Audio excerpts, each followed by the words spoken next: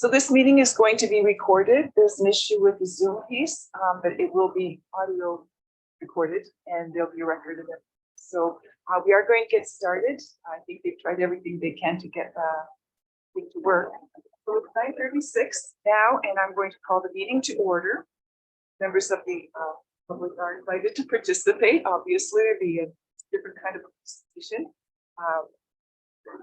And as well, we're not doing the Zoom thing today. So we do have members of the public here to attend the meeting in person at our office here at 10227 Elderton Road in Coldstream.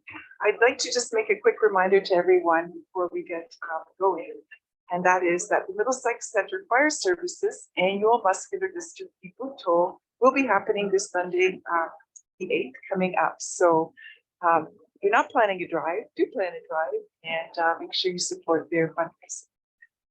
And now the land acknowledgement. Municipality of Middlesex Centre recognizes that we are gathering on the traditional lands of Anishinaabe, Haudenosaunee, and the Lenape peoples. We acknowledge the enduring presence of First Nation, Métis, and Inuit people on this land and are committed to moving forward in a spirit of reconciliation and respect. Our neighboring First Nations communities, which continue to live as sovereign nations, include the Chippewa of the Thames, First Nation, Oneida Nation of the Thames, and Munsee Delaware Nation. Excuse me. There are no additions to the April 5th agenda. No members of council have disclosed pecuniary interest, but obviously there are no changes. So we'll move on now to our delegations, presentations, and petitions. The Oswego Bayfield Conservation Authority is present to update us on what's been happening. Mr. Brian Horner, the general manager, is going to presenting the update for us. Welcome.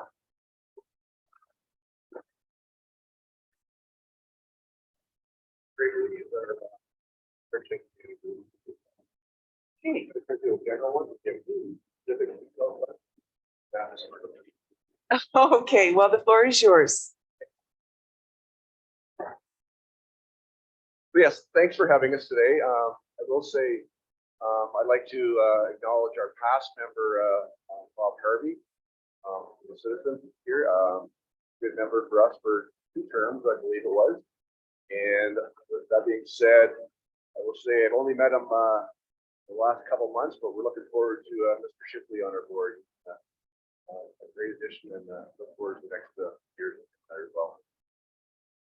So I'll just go through it. So what you have in front of you, we're here to talk about our cost apportioning agreement. And for some of you, this is an agreement for some of our services. The province is deemed as category 3 is not mandatory.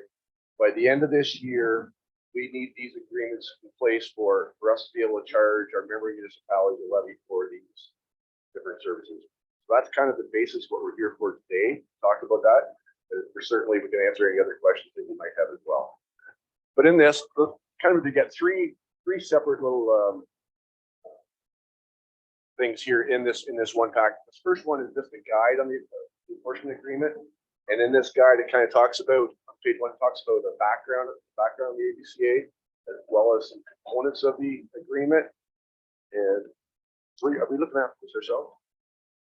So, and just on page 2, go summary. At the bottom of the page 2, it talks about the different categories 1, 2, and 3.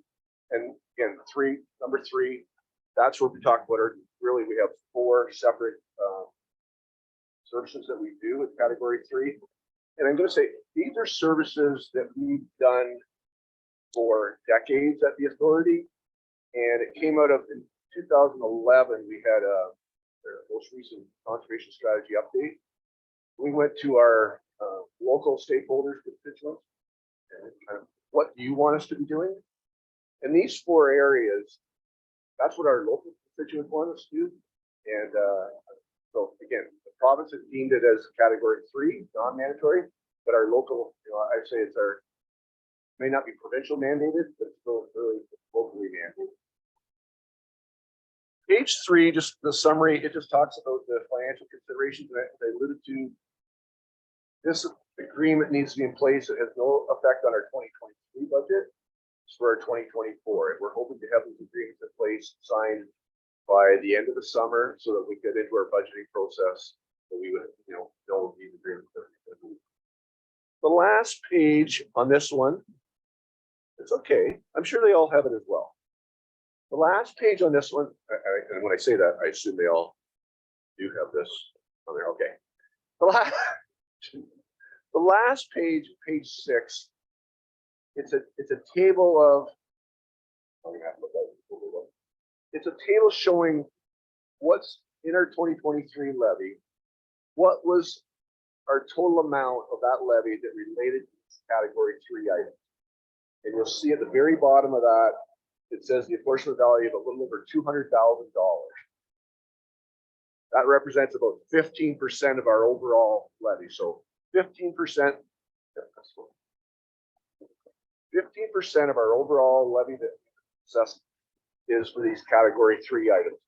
And in that, I also want to say that the other part of at the very top of that table, it says the total cost of those programs is about $1.2 million. So where I'm going with that is the local levy of $204,000, it leverages another $1 million from other funding, which we think is a good bang for your buck. The other part that's in that table that you'll see is got a breakdown of what is all our member municipalities, what is their percentage of that 2023 levy dollars in the Middlesex Center. So of that 204, $17,000 is what we levy to Middlesex Center for those 4 different service areas: the watershed, sub-watershed, the environmental monitoring, stewardship and restoration, and then the education and outreach. So that's that one. And the next one is actually the cost apportioning agreement. I should say the draft cost apportioning agreement. And just a little history on this. What we did, myself and another member, Kate Monk, our staff, our project coordinator, we went to each of the member municipalities. We met with Michael and I believe James, others.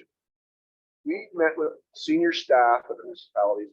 Okay, this is what we've got for an agreement.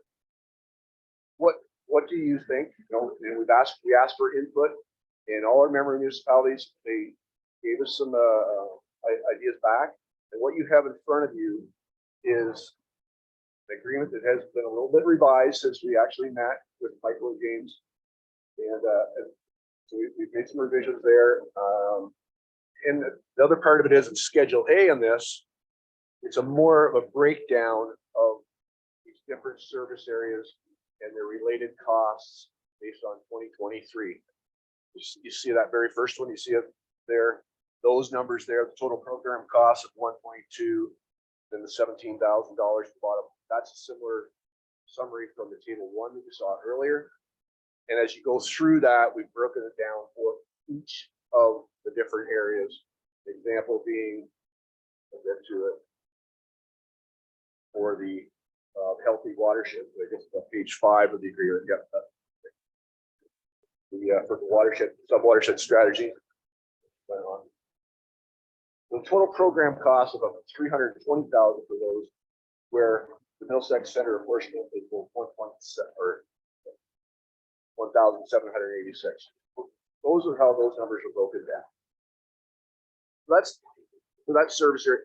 Where I see that the agreement itself, we're hoping, when we got this feedback we got from our senior staff, we're hoping to have these in place for initially 5 years. And then after that, we would look at a 4-year term. And why is that? What we're thinking, what we thought was that would, if we did those terms, that would give each council, the elected council, a new kick in the can every in midterm, not at the beginning of their term, because we all know there's busy times at the very beginning. So we're hoping that if we do it 5 years and then 4 years, we would come back to council, that each council would have a kick in the can, what services they want. And that's the thought process. That's on that.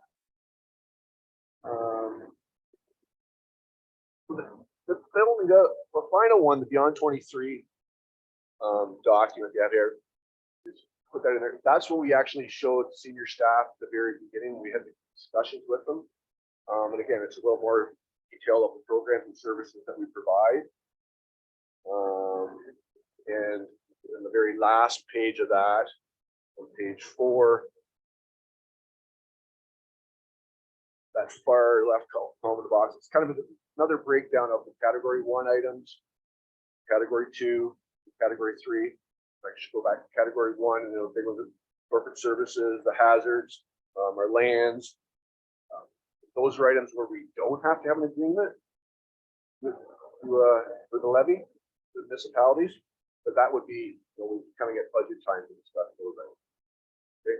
And the other one got some nice pretty graphs in there. And I will draw your attention that, again, this is the category 1 and category 3 items. Category 1s, where the province says are mandatory.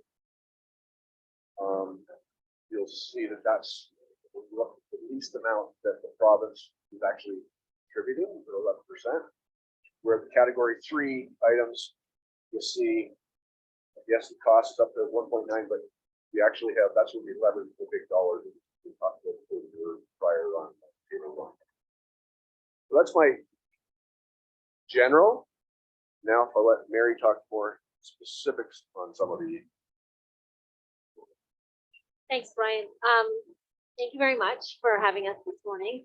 I know you folks are going to potentially have 5 visits similar to this with the different watershed areas, and I know that when topics around the environment come up, it's maybe a lot of issues, a lot of different groups, a lot of different things coming to you. So I appreciate very much the time this morning. And what I just want to talk a little bit about is about watersheds and why you would have 5 watersheds in this area, and why we manage in this way. We manage watersheds because that is how water moves across the main. And so you happen to be, you say you're at the center of it all, but you're really actually at the top of it all, in that your water goes in 5 different directions. And when we are talking about watersheds and management, it, like everywhere we work, have farming, grow our cities, grow our towns, all of that water is being managed in different ways from different land use activities. And what happens is the best place to manage that water is at that smaller property scale. But of course, we're not, as conservation authorities, managing that water because that is at the purview of the people that own that land. What happens is, as this water, all the property comes together, it can have too much water, could have erosion, flooding issues. We could have degraded water quality issues, have lack of biodiversity issues, and that's where we tend to try to manage things. And for our flooding and erosion program, we're actually just managing the risk associated with that flooding and erosion by keeping people away from the floodplain and keeping people safe during flood events such as today with the flood forecast warning program. So those are things like category 1. But as far as actually trying to manage that water up at the property scale, we can only do that through facilitation, education, monitoring, and stewardship programs that encourage people to hold on to that water if they can for a time being, so that we can reduce that flooding, erosion, and some of those other issues further down.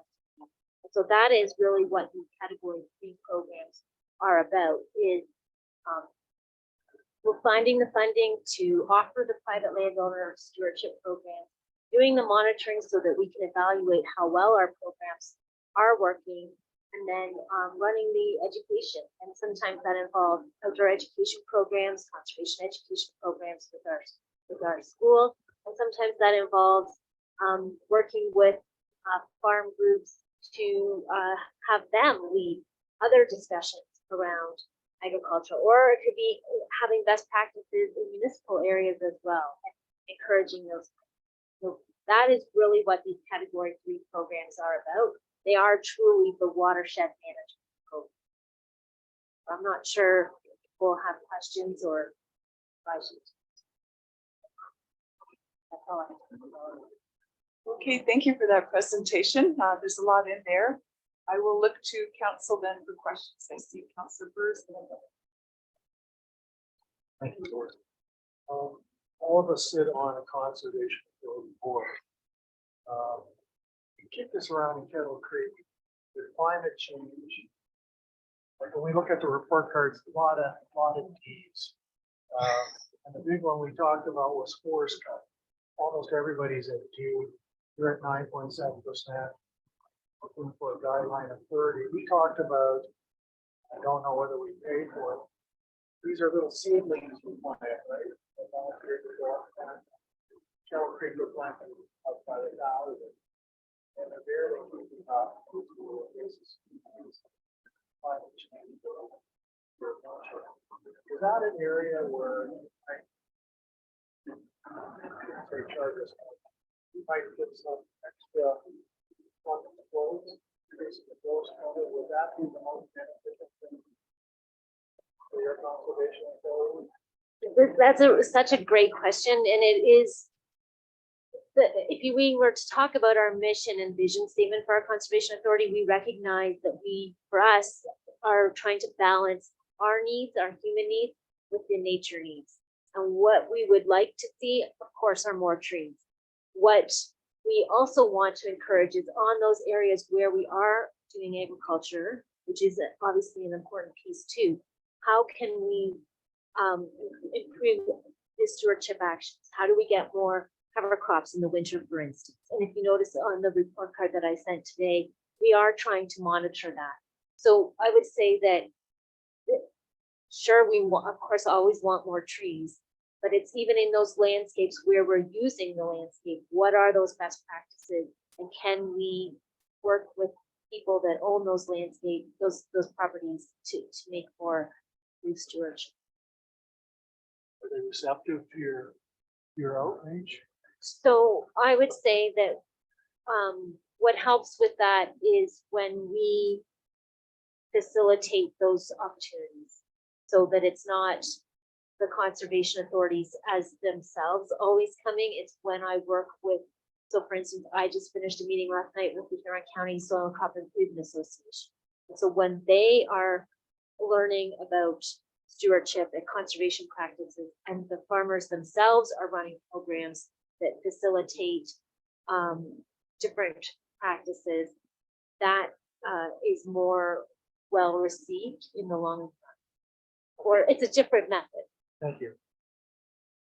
Sorry, if I may, I was also going to add, I don't believe this was sent to you. We can certainly get, we have our a smaller version of our annual report, and in it, all of it in here at a glance. We can provide that to you online.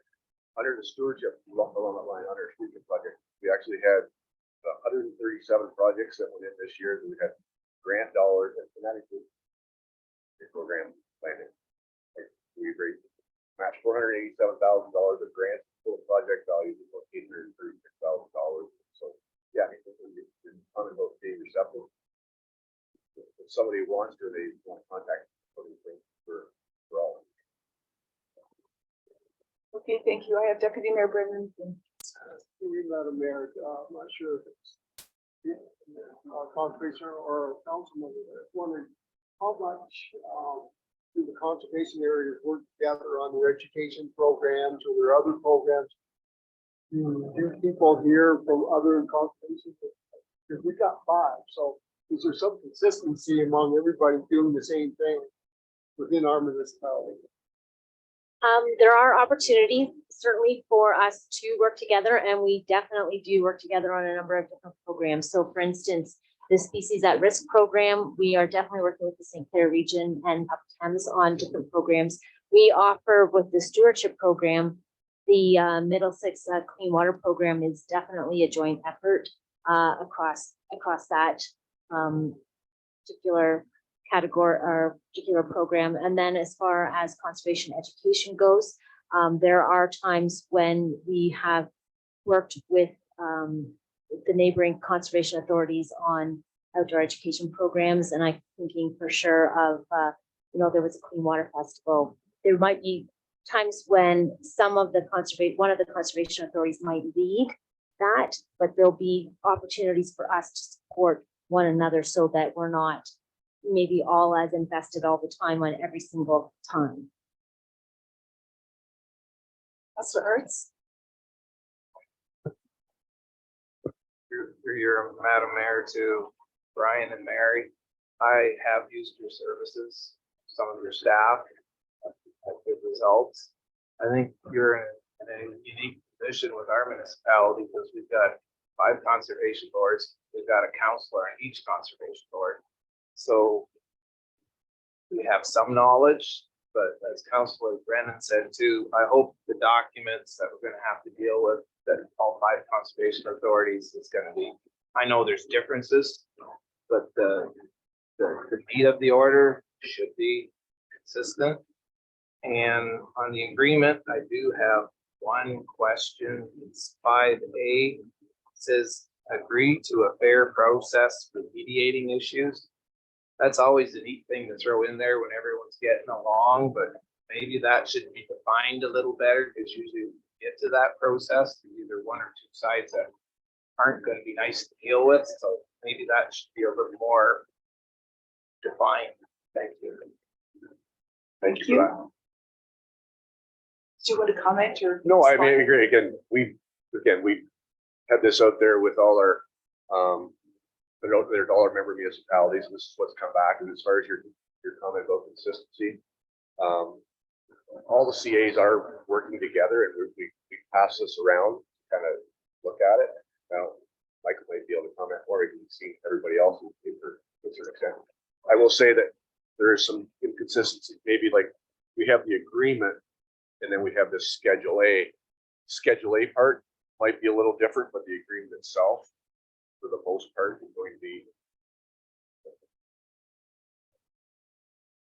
Is there anyone else? I don't see any hands, so I'd just like to thank you for coming today and providing some additional input, answering questions. I think it's been probably a pretty hard year, a lot of work. So we appreciate all that you're doing. And yes, I know we're unique with 5. I don't think there's anyone else in the province that has 5. I don't believe so. No, I don't believe so either. But in any case, we benefit from all of the information and the cooperation between everyone. So thank you for all you're doing, and we'll look forward to getting things signed to your satisfaction. Thank you for that. And I get, I follow up. If you have any other questions, for sure, reach out to us and or. Perfect. Thank you kindly. Okay, next up, we have to move into a court of revision, and we have a motion before us that council adjourn its regular meeting at 9:59 a.m. in order to sit as a court of revision. Do I have you, please? Councillor Cates and Councillor Arts, all in favor?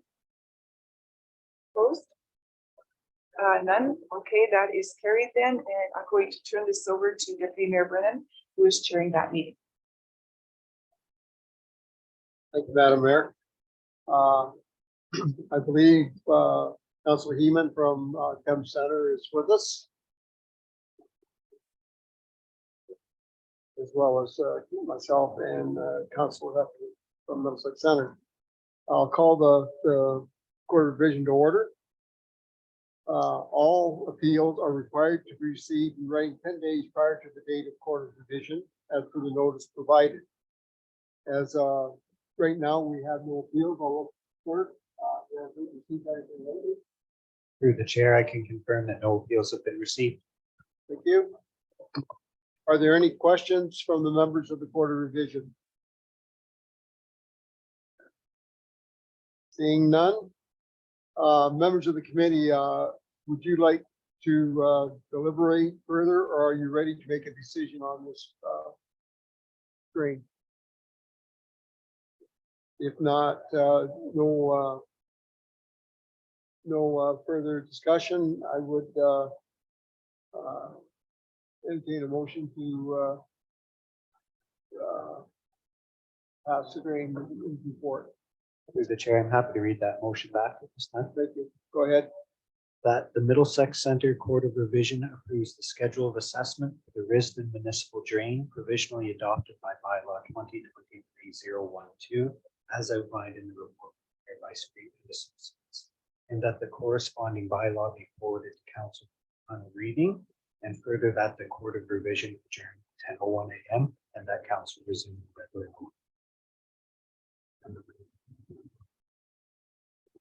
The court of reviews approved that. Do that. That's correct. A mover and seconder is required at this time. I'd move that. Thank you, Councilor Hayden, second by Councilor Heffernan. All in favor? So moved. And we will adjourn Court of Revision at 10:01. Thank you.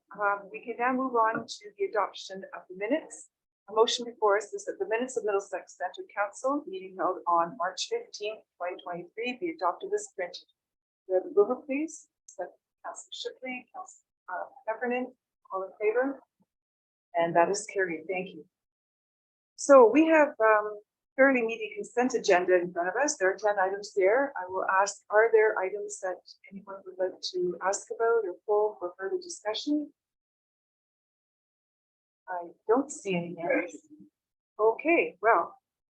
Oh, sorry, Councilor Shipley, go ahead. Thank you, Madam Mayor. Through the mayor to Ms. James, or appointment of the improvement plan. Mr. Allington. We pay mileage for them. I see there's no stipend as well as mileage. Through the chair, there is no stipend, correct? Public appointees would be eligible for mileage submission as a volunteer. Thank you. If there's no one else, we have a motion before us. That is that items 8.1 through 8.10 listed under the heading of consent agenda for April 5, 2023 be adopted as recommended. Councilor Burrs and Councilor Case, all in favor? And that is carried. Thank you.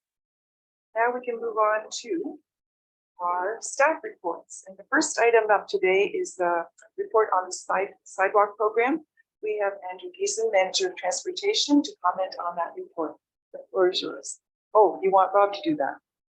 Okay, we have we have Rob Cascaden, our Director of Public Works and Engineering. Who will? I offer. Okay. So through Madam Mayor, a very short report here. This is just a brief report to inform council where we proposed sidewalk expansion for 2023 as part of our sidewalk expansion program. So as in previous years, the intent of this is to improve the walkability of our communities and try to complete the important links for expansion that are not well served with the sidewalk. So looking at Appendix A is probably kind of quick best way to summarize it here. So the focus for this year is on Delaware. So there's expansion on Osborne Street, Oak Creek Lane, two sides of York Street, and Oak Creek going into Fort, not in the actual Fort section, but up in 10th Street. So this kind of closes out the loop in some of these areas and expands so again for a potential future expansion down. There has been one concern that was brought forward by one of the residents in the area. We've had communications with them. That's the only concern today. It's not surprising. We always have some residents that are not happy with the expansion in the neighborhood as it's a disruption. They're proposed to move forward. Thank you for that report. I'll look to council then. Comments, questions? Councilor Burrs. Thank you, Your Worship. So there were two that objected to the extension. Is Mill Creek Lane go right to where it jogs around? Is that where Atkinson Court starts? Rob? Okay. So Andrew had written to one of them. I met with them. You know, they threw out a bunch of stuff. Okay, it's almost pro sidewalk. My question is, the council would ask, we want to continue with that extension where Mill Creek ends and loops around the Thames. For what reason? Is there a purpose to that end, or could we eliminate that? So it's a good question. So through the Mayor Council first, the intention of bringing it to Thames Street within the future for down. So we're not going into the actual cul-de-sac portion of that court. That would be a dead end. So this would be a dead end right now, but with the intention. Okay, so you're convinced we should have that they have smaller front yards, so it's going to impact them, but just thought I would bring that up. And I'll leave it at that. Mr. Cates? Thank you. Through you, Madam Mayor. Just sort of a general comment to Rob and his team and the public, I guess. Last year it was the locust burn, and I was the lucky winner of the sidewalk in front of my house too.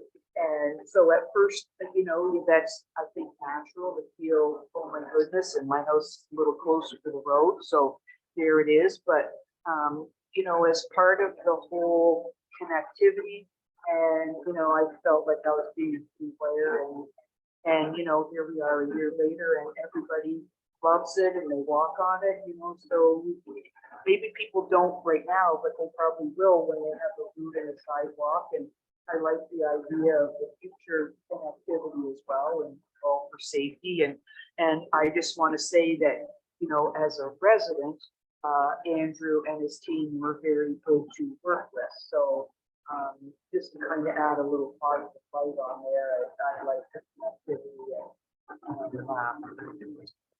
That's good.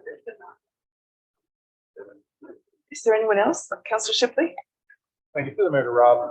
I like the idea of the sidewalks, Rob. I'm just wondering how it's going to impact the budget, regards to manpower and more equipment, sidewalk up now. Yeah, so it's a fair question. So the Mayor, Councilor Shipley. So we're still able, so this year, I know we had a lot more complaints about the sidewalk this year. We're down a machine. It took a long time to get repaired. But even with that, we were still meeting our minimum maintenance there for the sidewalks. Typically, we would have 2 machines running, so the expansion of this street won't require the addition of the machine. Great, thank you.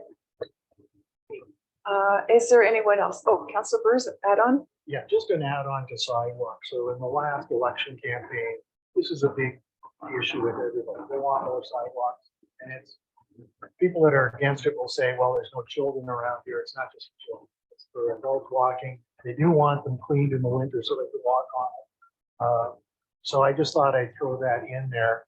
I think it's important to continue with the sidewalk.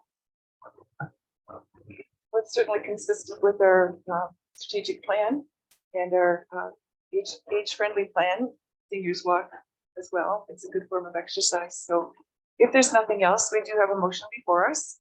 And that is that report PWE 16/2023 regarding 2023 sidewalk program be received, and that council endorse the 2023 sidewalk program.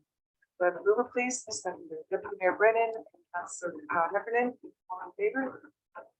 And that is carried. Thank you for that report, gentlemen. And now we can move to 2023 Vision Zero. And I see Bob's going to take that report. Go ahead. Yes, through the mayor to council.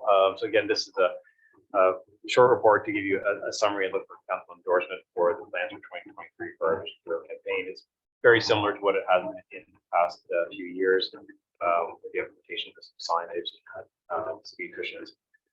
So again, the focus is really in the Kilworth area. Again, that's where we have the, I guess I'd say, the most complaints, and based on the data that we related, where we perceive the most issues. It builds upon a strategic plan and the 40-kilometer-per-hour zones that were the last couple of years as well. So just to kind of touch on real quickly, so the 8 things that we continue to implement with the respective limit signs, which are still regulated to the public. We're using the speed radar trailer to collect data and provide that to the county, or provide that data to the county at the OPP as needed. We also have the permanent post-mounted radar display boards that are currently on Highbury. We're purchasing 2 more to install on Longwoods. We'll continue with the installation of centerline markers in select areas, and some of those will be 50 kilometers, and some also demarcate 40-kilometer zones. We'll continue to engage with the county and with the OPP and local school boards, and continue to update our design standards, which we're hoping to roll out this year. That's really only going to impact future road construction and how we might change some of the design standards, tighten it up, or create more side friction, potentially reduce speed.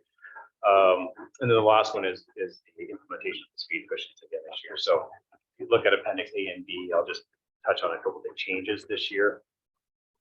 Areas that are being added. So we have purchase, so appendix B shows that we're adding speed cushions on Westbrook, both east and west of Jeffries, and as well on Stephen Ward, where we previously had the center line signage. So with those speed cushions being added in those areas, we are repurposing some of the signage and adding that to new locations. So Kilworth Park Drive will have signage this year, as well as the east end of Westbrook Drive as well. And then the other areas are all the same as previous years. So with that, I'm happy to answer any questions.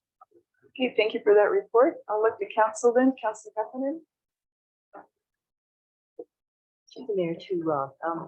I've sort of discussed this a little bit with Andrew as well. Like, I noticed in the city of London now, all the residential areas it seems like it, are now 40. And I'm just wondering if we can do that, if it makes sense to do that in our community, because I was noticing where you've got 50. If you say 50, people are going, generally if you're at 40, it might be 50. So I'm just wondering why we're not extending that. Yeah, so fair question. So Councilor Heffernan, so there are some cities that have implemented that approach and produced these speed limits on local streets. London, as far as I know, is still in the trial phase. And you can jump in and correct me if I'm wrong, but I believe they're still trialing it, collecting data in certain areas. We had visited this probably about a year and a half or 2 years ago, where we received some of the data that London had. It was really showing at that point that the implementation of 40-kilometer zones really was having no statistical impact on the actual speed that we're traveling. So we're going to reach out to them again and see if we can get their updated data, see whether there's any improvement or not. But at this time, our opinion would be, and based on the data, that if you simply put up signage, don't do anything else, no enforcement or no change to the road design, that there's very limited benefit reducing the speed. Even a lot of the data that we have collected on the local streets, most of them don't have speeding issues. It's generally the county roads with higher volumes where the speeding issues are. Let's start with Councillor Cates. Nice to hear Councillor Burns. Thank you through you, Madam Mayor, to Rob and Andrew. So I'm happy to see that you have the speed bumps in front of the parks. I think that that's very important. And the expansion, to some of the other roads at Westbrook and Kilworth Park Drive with the signage, etc. I know that I wasn't going to talk about this, but I think that I should at least mention it. I know that, we've had a few conversations about the speed bumps and the input received, although as far as written input to me, I didn't receive very much written input, but if you take it as a whole, it's a very mixture for people that are very grateful for Jeffries and people that aren't. And so I feel, I've provided that to you, and you're the experts to determine what, you're the ones with all the data and all of that. So I respect the decision about the speed bumps. And Andrew and I did talk about, if they're too far apart, they could speed in between. So I just wanted to, make sure that I mentioned something about that. And I also want to say thank you for putting in the Transportation Association of Canada, the Canadian Guide for Traffic Calming in here. So as that when we refer people in the future to this, they have the information of why the speed bumps are as far apart, et cetera, as they are. So I think that that was a fantastic idea. And, really at the end of the day, it's each and every one of us that have our part to do to slow down. And if we don't want these things in the community, then we all have to slow down and do our part. And it's for the safety of each and every one of us that live there. Thank you. Thank you. And I'll look to Councillor Burns. Yeah, I definitely support this. I don't know if it's going to make a big change. Delaware also experiences a lot of speeding. all you have to do is get out there and you can see it. I won't say who those people are, but it's almost shocking who they are. One thing I'm hoping for is, when I did a little reading on this, road design, especially like if we have new subdivisions where there's intersections, apparently if you narrow it, it will slow traffic down. People may not like it. I say too bad. We're just going too fast. Hopefully we can do something on our design standards where we upgrade either existing intersections with new ones. I don't expect us, the financial impact would be horrendous if we went that through the place and tried to do it. Also, I live in a community where Longwoods Highway 2 is the main dividing road, and they're speeding through there. You know, there's a crosswalk that's signed at Victoria and the other side of Springer. People do not feel comfortable even trying to step out and cross to the other side of town. Right? I'm just wondering, it's just a comment. I don't know if you have the answer to it. What is the county doing in this kind of thing where did I read that there's a sign, there's a radar thing going up Carriage and Longwood or something like that? If that's the case, is that a county initiative or is that us? Through the chair to Councilor Burrs, the intention would be to install the post-mounted speed radar boards that have the intersection of Victoria Springer onwards. So the intersection you just mentioned that have PBS. This is a Middlesex Center initiative, so the cost for owning and operating. All right. Don't have anything to say. It's a problem. I think it's across the whole municipality. And I have to catch myself too. Slow down. Okay, nothing else to say. Thank you. Does anyone else want to add anything? I don't see anything. I'll just comment that there are other things in the works that leverage technology, and our staff is. It's not rolling yet. Yeah. Well, it's not a secret. Look it up. AES is automated enforcement of speed, so it's all out there.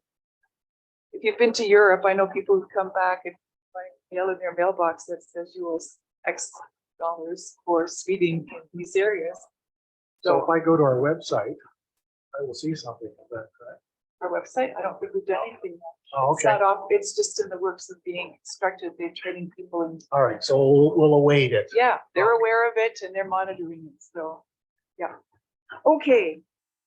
Maybe next year at this time, we'll have something, yes, we'll have something to say about that. Okay, 9.3, budget overreach for Bridge B301. And Rob, you're going to be updating us on that. Yes, thank you. So through Madam Mayor and Council, so this is a report for Bridge 301, which is located on Carriage Road, just in Paris. So we had work plan for this, and our budget for 2023 included this. We included about $357,000 for this project. So that was to include the engineering and the construction of the rehabilitation of the bridge. Upon detailed inspection of the engineer who was assigned the design component of the project, on detailed inspection, they realized that the barriers on the bridge were conditioned. So the bad news part of the story is that to repair those, it cost about $165,000 is the estimate. The good news is that by doing so, that we can prolong the life of the structure. So they're estimating that if we fix it now, we'll prolong the life of the structure for the next years. Don't fix it now, and within the next year, you're probably looking at another bill of $965,000 less, or close to $1 million. So I know it's an additional investment now, the bridge. The intent is it's a better asset now, but longer term efficiency, long-term savings cost. So we are looking for approval for a budget overage to 500, for a complete cost of $520,500 budget to take on this additional work for the scope of this project. Happy to answer the question. Okay, thank you for the report. Questions? I see Councilor Shipley. Thank you, through the mayor, Rob. I just find it a little frustrating, like, that bearing part is part of the bridge, it's not, like, it's part of the whole structure, why it would be caught on the first inspection. Yeah, so the OSIM inspections that they do, they go out and they inspect the bridges every 2 years for different structures. They're just not as detailed as they are once they're getting into detailed design. They'll go out and they'll review everything, right? So that's where this was coming. It's unfortunate we didn't know sooner. So would this be something we should be including in our bridge inspections, so we're not caught off guard the next time? We could scope our inspections to have to increase the detail of the inspections, right, beyond what's required for OSIP. So there'll be a corresponding cost, of course, something we could look at, right, to require something that is beyond the scope of this. I don't know, in my opinion, I think it wouldn't be a bad idea, I suppose, if we have to over budget out of cover the cost. Anyhow, thank you. And I saw Councillor Bruce, No, Councillor Shipley took my question. Deputy Mayor. Thank you, Madam Mayor, to Rob. So we're looking at spending $500,000 plus a little bit right now on this bridge, which will extend its life for 10 years, and then we're gonna spend $1 million on it at that point in time, which would give us a bridge that would last 40 or 50 years. I guess my train of thought is, we're spending $500,000 now, we're gonna spend $1 million in 10 years. Would it not be feasible to spend $1 million now and then have to worry about this bridge for 40 years? Like, we would look at spending an extra $500,000, yes, but we're gonna spend $1 million in 10 years. Why would we not spend an extra $500,000 now and be done with it? So that's a good question, and I'm gonna have to put all these back to Andrew. But I'm gonna say, so my understanding is that the life expectancy extension. So we may not be replacing it in 10 years, right? We'll be replacing it within 10 if we don't do anything now. So the intent is that it'll extend the life for 10 to 20 years potentially. The other thing is that if we were to replace the full structure now, the cost would be probably more than $1 million, though, assuming it's the rehab work plus, right? And that's just the superstructure, not the complete thing. Just to add on to Rob's point, yes, the intent would be, budget overage now that we would see a structure that will be in place for the next 20 years before we would do the superstructure. The superstructure cost would be above $1 million. Sort of pushing the ball down the road by about that 20-year time frame would be $165,000. Nothing else? Okay, just before we do a vote on that one, I neglected to call a vote on the previous motion. That was the Zero Vision campaign one. So the motion there was that report PWE 17/2023 regarding 2023 Vision Zero campaign be received, and that council endorsed the continuation Division Zero campaign 2023. Mover, please. Councilor Arts and Councilor Cates, all in favor. That is carried. And the second, the item we just finished, motion before us is that council receive report PWE 18/2023 budget overage for Bridge B 301 rehabilitation be received, and the council approve the overall capital budget 23-3117 as contained in this report in the amount of $165,000 for a total budget of $5,222,500, and that council approve the change of funding source from the Canada Benefit Fund to the Roads Capital Reserve Fund for project 23-3117. Mover, please. Councilor Burrs, Councilor Shipley, all in favor. And that's carried. Thank you very much. Okay. I don't think there are any notices of motion, so we can look to item 11, which is correspondence. Are there any items here that anyone would like to comment on, speak to, take action? I see Councillor Heffernan. Go ahead. Through Mayor, I was thinking that should maybe take a second look at a couple of them, because some of them are requesting endorsement, and I think they're relevant. The first one would be number 10, Number 9, Lucan Vidal resolution for various women in politics. That resolution. And number 11, the Association of Ontario Road letter to Enbridge. The other Lucan Vidal resolution, accuracy of permanent register for elected. Those 3, they're all asking for endorsement from us, and I think they're all relevant. We would like to move that we go ahead with those. Okay, is there something you'd like to add? Go ahead, Councillor Case. Pretty much the same thing as Debbie, and I'll second the motion. Councillor Burris, did you have another? I forgot to bring that up. This is this Enbridge thing. So I don't know if you notice in society, every corporation is charging like a junk fee. They're trying to suck up revenue for wherever. I look at this as a junk fee from Enbridge. That's just a comment on, I'm sure they're watching. Okay. Okay, can we take them all together, or do we do? I'll ask the clerk just to make sure that we do this according to proper, sorry, did you want to comment on that? Yeah, sorry if I could. So just on the Enbridge item, so it's not dead, but Andrew brought to my attention, received an email from Enbridge, but it would feel that it's on pause. So And I also think Emma was looking into this as well. I think Emma was looking into this as well. Yeah, you're not, yeah, they were, so it was, yeah. No, I think we should add support. That's my personal opinion. I would support that. I think this is what council wishes. Yes, did you want to ask the question?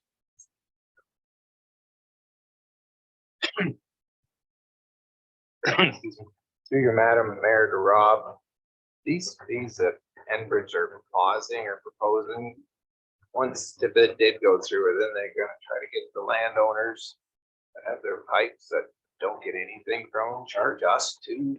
Okay. through their fair council, I can't comment or I can't say.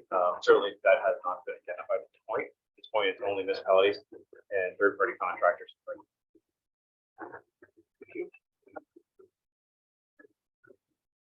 Sorry about that. We'll look for a little bit of procedural guidance to make sure we do this right, and then we'll take action. Thank you, through the chair. Council can choose to move these motions to lend their support to these 3 issues. If there's consensus from council, we can take them as one motion. If council would prefer, we can deal with them with 3 individual motions. We do have a mover and seconder for each of the 3 motions, so we'd simply be dealing with them 3 votes. So I'll turn it back over to the chair and see if there is consensus from council for this one. Does anyone want to not participate in one of the 3? So we're agreed that we can take this as one motion. So we have a mover and a seconder. I'll call the vote. All in favor? And opposed or none, so that is carried. Okay, thank you, councillors, for that. And now we have the council. Oh yeah, we have to receive. I'm just cruising right through quickly today, aren't I? Okay, back up. The original motion is that council for the municipality of Middlesex to receive correspondence items 11.1 through 11.15, but we should only receive 1 through 7, 10, and 12 through 17. So I'll ask for a mover and seconder for receiving the items. Councillor Burris, Councillor Cates, all in favor? And that is carried. Thank you very much. I'll look to the deputy mayor to give us our county council update. Thank you, Madam Mayor. The county has approximately 25 acres of forest land throughout the county, and every once in a while they put out tenders to log some of these acres. They just put out a sale of forest land for $45,500 for logging some of the logs, and this is done simply to keep the acres regenerating. You have to log them so the new trees can grow. We had impact at the last county council meeting, simply giving some update on what they're doing, and some properties do get updated as new buildings go up, but it is at the 2016 assessment values, and they have no idea when that's going to change. Staying at 2016 right now, and there's no indication from the province when that's going to be updated. So currently, I guess enjoy the assessment at 2016 levels because eventually it's going to get caught up. We went over the county org chart. There's 10 divisions, 32 service areas. We have 2 unions at Strathmere Lodge. The inside and outside workers are under unions, and there are 2 unions in the paramedic services. So a lot of those will be coming up for renewal in the not too distant future. Child care framework by 2025, 2026, the $10 a day daycare centers will be fully enforced by then. The province is looking at creating 8,000 new childcare spots. Middlesex County has 320 new spaces in schools and community spaces that are in place now. Those were the main areas that we talked about. There was an open house at the archives. It was announced last Saturday, which I attended, and presented a certificate of that. In there, Denise absence, she was tied up then that day, so I did go and represent the municipality that day. Councillor Cates and Councillor Heffernan were also there. That's the main. Thank you for that. Is there anything anyone wants to ask about? Go ahead, Councillor Shipley. To the mayor, the deputy mayor, or anybody else. Why is Impact dragging her feet on this assessment? It's not impact, it's the province that isn't updating or giving impact can only do what the province tells them to do. So it's really not impact, it's the province has put on hold the assessment values and kept it at 2016. When it's going to be brought up to date, there's no indication when that's going to happen. It's concerning because I'm sure our finance department's gonna take a lot of heat on this when it does come up to date. Well, I think everybody is, yourself included. We're all going to hear from residents when the increase hits, and there is going to be an increase, but because even the new buildings that are being built now are being assessed at 2016 values, even though, the values now are a lot more, everything's being assessed at that rate. So when it comes, we have no idea. Just to clarify, we all have to remember that we control the levy.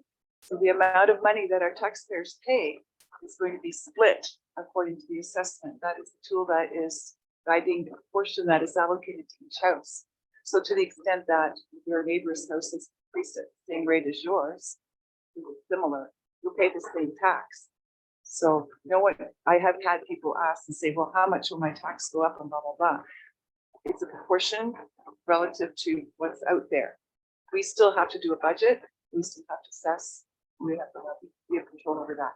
So the dollars aren't going up unless your house had an improvement, expansion, is very popular and sought by a lot of purchasers. And so anyways, the value, the dollars that people pay are still controlled. Councillor Burrs? Yeah. This occurred, you remember the last provincial election? When the Conservatives were running and Doug Ford for mayor froze that. It was political in my opinion. Everybody was talking about, oh, houses are going through the roof, my taxes are going through the roof. To the mayor's point, it's up to us to make sure that what we charge is what we need. Regardless of this, where we're not just doing an automatic tax increase because the property went through the roof. But a lot of people were concerned about that. There's a big misunderstanding about that. I don't know when they're going to correct it, but the longer it goes on, that's all I'll say on that. That's my case. Councillor Arts? On the county update. I do have some briefing notes that the county sent out to us. If everybody wants to look at them, if everybody wants to take a look at them, I can pass them around. You can take a quick look at them. Go ahead, Councillor. Through your Madam Mayor, when they ever do come to the new tax assessment, it's gonna be an issue because it won't be proportional. They never are. There's gonna be some people that are gonna come out of it worse than others. It's the last time they did the reassessment, 2016. Farm properties, they went up 10% every year, 4 years. Other people, so like I said, it's gonna be a mess because it's not gonna be, everyone's not gonna proportionally have the same increase. I know there's levies and assessment, but there's gonna be some people that come out with a smile on the face. There's gonna be some people that come out with a frown. So thank you. Councillor Cates. Through you, Madam Mayor, also keep in mind that, last time in 2016, it was phased in over 4 or 5 years. So it didn't land on the end amount until I think it was 2020, I believe it was. So one would assume that when this happens, it'll be phased in again as well. I think staff will correct me if I'm Assuming. wrong, but that's normal practice, that it's Mhm. spaced in over Yeah. 4 years each time. Mhm. But given there's a catch up, those, they may have a percentage that they allocate differently over years. Mhm. We'll see, we don't know. Okay, and I have to give my monthly update on the meeting. So last month, was budget, finishing up the budget at county, so there were a lot of meetings for that, and on March 3rd, we had a final budget meeting, where I thought it was the final. That's we had some after that. On the 9th, I was at a media training session at the county building, and it was really worthwhile because a lot of good information on how to structure your comments and remarks when you're trying to give different kinds of messages. So for example, if it's an emergency situation, you want to make sure people are safe and so forth, you structure your comments to make sure that the key things they need to know are right at the top, as opposed to maybe an update on a budget process where you would take a different approach. I also had a chance to attend one of our local sugar bushes. I went to Blocklands as we kicked off winter break, and it was the usual packed house, lots of kids, and busy place. I attended full day of council meetings on March 14th. At county again, we had the morning scheduled time to review the entire budget package and present it to our council. And then we had the budget meeting in the afternoon. The following day, Minister McNaughton was in London making announcements about skilled trades and accessibility to those positions for women. And I talked about making sure that there are washrooms on site and that protective equipment and safety boots and clothing and all that kind of things available. That was fitting. So, and following that announcement, I attended a delegation to the minister with the warden and county staff, and we looked at housing and homelessness and dispatch, community paramedicine early on, and childcare infrastructure funding, and also finally collision statistics challenges that we have across the county from getting data from the OPP. So there's a difficult corner in Melbourne, that on the news, and we've got our own at Marin and Oxbow. So places like that. So trying to get data from this to make good engineering decisions is really hard when staff look at that. So on March 23rd and 24th, I attended the AIM executive, the full caucus and board meetings, and the province unveiled the budget on Thursday between our executive meeting and maybe the full meeting. So it's really being in Toronto at the time. And the second monthly meeting of the county was held on the 28th, which we finally passed the budget at county. On the 30th, the Ontario Federation of Agriculture had meetings in Guelph, and the topic was healthy, vibrant communities. This is an initiative that is supported both federally by the government of Canada and Ontario through the Canadian Agricultural Partnership. And it's a 5-year initiative in federal, provincial, and territorial areas. Mental health summit for agricultural rural communities provided an opportunity for all of us who were there to hear the guest speakers and industry leaders. And then after we got through that part, we were all involved in facilitating discussions about maybe come up with some ideas and decisions on how to move things forward. There were professors and first responders, paramedic chiefs, people who provided help to people in need, mental health supports, farmers, wardens from, the chairs from the Eastern Ontario Wardens Caucus, Western Ontario Wardens Caucus were there. So it was a well-attended event, and it will support health and well-being in communities, I think, as information gets out there. So I'm going to be chatting with staff to see how we can help out these initiatives and maybe help pass on information how you can get help in the need. So, and this is in rural. The other thing I found interesting, you should mention that statistic that proportion of rural people who have issues with mental health far exceeds that of people in urban areas. And part of the reason is because some who work here on farms in rural areas are also involved in fire services and emergency services. So there's sort of layering of stress. It's not just someone that you have to see. It's maybe your neighbor's child who had something like that. So in any case, it's a big issue in rural Ontario, and it's good to see that steps are being taken to support for our residents as well. And that's it for me. If there's nothing else, we can move to the bylaws.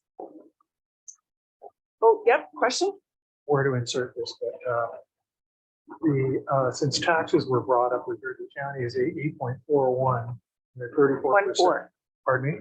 8.14. Oh, 4.1, sorry. Ooh. Yeah. Okay, sorry, pardon me. I can't remember what our municipal levy was. 2.3 to Tiffany. What was it? Okay, 2 point something, 2.5 maybe. Did you hear from the boards of education? Did they come on? All right, so let's just leave that. Okay, thank you. Okay, so the bylaws, the motion for bylaws is that bylaws 2023, number 34 through number 39 listed on the April 5th, 2023 agenda be adopted as printed. Is there a mover, please? Shipping, Heffernan, all in favor? That's carried, thank you. And now we need a motion to adjourn, and that is council, which is not in the select center adjourns to April 5th, 2023 at 10:44 a.m. Oh, did they? Oh. Okay, sorry. Where would it miss? Oh, They've already no, done where it. this is, I'm just reading it. So the mover would be then Councilor Let's give it again. Mayor Brennan, thank you. All in favor? And that is carried. We just passed the bylaws first. Yeah, so that this is the second one. That's it for sure. Okay, thank you, everyone. That was a long meeting.